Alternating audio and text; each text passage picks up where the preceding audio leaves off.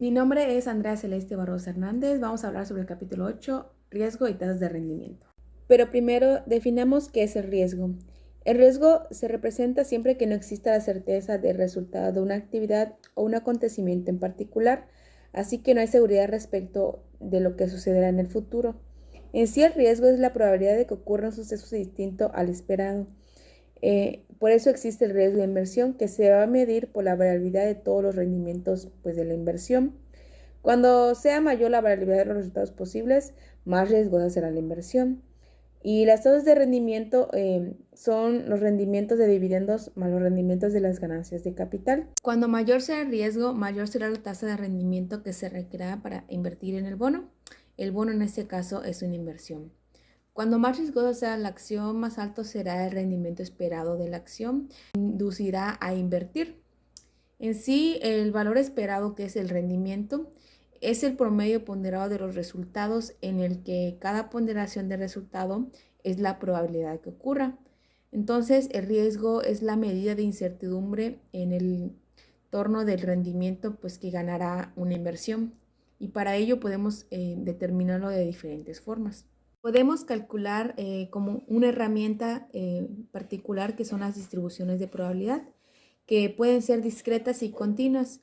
La discreta nos indica que el número de posibilidades es limitado o finito, y las continuas, el número de resultados posibles es ilimitado y es infinito. Cuando más estrechos sean las distribuciones de probabilidad, menos variabilidad habrá y más factible será que el resultado real alcance el valor esperado. En este caso van a existir dos tipos de inversionistas, el conservador y el optimista.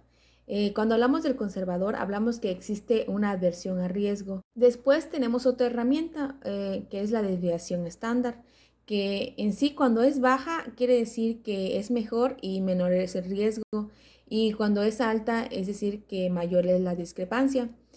Cuando menor sea la desviación estándar, obviamente más estrecha será la probabilidad, y en consecuencia más bajo será el riesgo asociado con la inversión. Es más útil si es diferente junto con las tasas de rendimiento y los diferentes niveles de riesgo. En sí, una desviación estándar mayor nos va a indicar una variación mayor de los rendimientos de la empresa, y por consiguiente una probabilidad mayor de que un rendimiento real difiera de manera importante en la relación con un rendimiento esperado. Otro medio útil es el coeficiente de variación.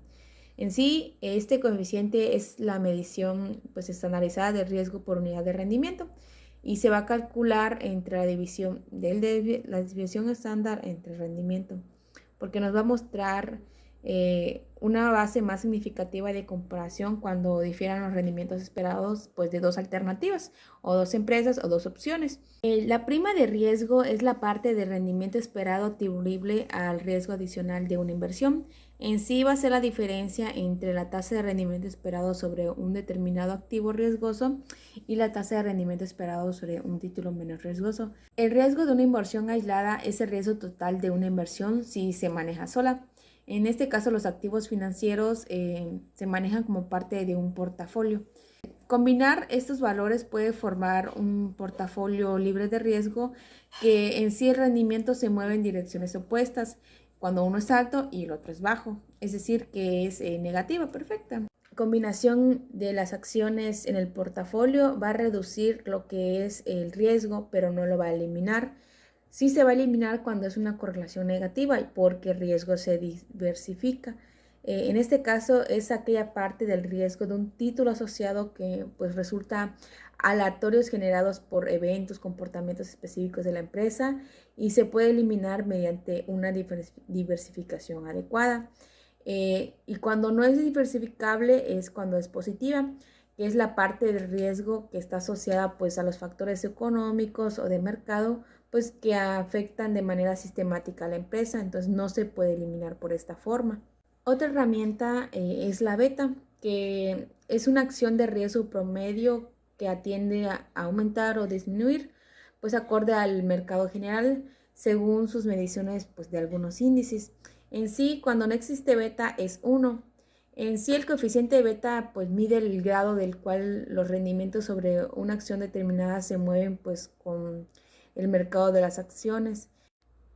También tenemos que para determinar la tasa de rendimiento requerida de la inversión, existe un modelo teórico llamado modelo de eficacia del precio de los activos del capital, que en sí nos va a mostrar cómo se usa el riesgo relevante de una inversión medido pues, por el coeficiente beta para determinar pues, las tasas de rendimiento adecuadas para las inversiones. Podemos clasificar los diferentes tipos de riesgos en 3 tipos.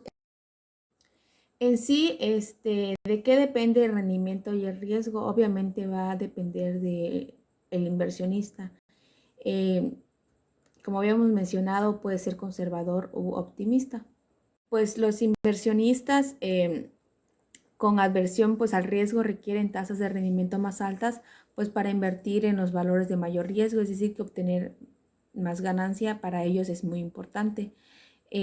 Siempre y cuando pues todo se mantenga constante, porque cuando más alto tenga el riesgo de un título, mayor rendimiento demandará pues, los inversionistas y por tanto estarán dispuestos a pagar menos por la inversión. Por eso tenemos que tener en cuenta diferentes aspectos para poder determinar si una inversión es óptima y es adecuada para el tipo de riesgo que queremos asumir. Obviamente tenemos que tener en cuenta que las correlaciones perfectas, positivas o negativas, existen. En sí, el riesgo de un portafolio se reducirá conforme a la cantidad de acciones que aumente y vayan agregando. Es decir, que si tenemos de diferentes empresas, diferentes sectores y de la economía, podemos ampliar este portafolio. En sí, lo que hace el conjunto de estas acciones y mayores si son negativas, podría eliminar el riesgo que tendríamos de invertir en ellas.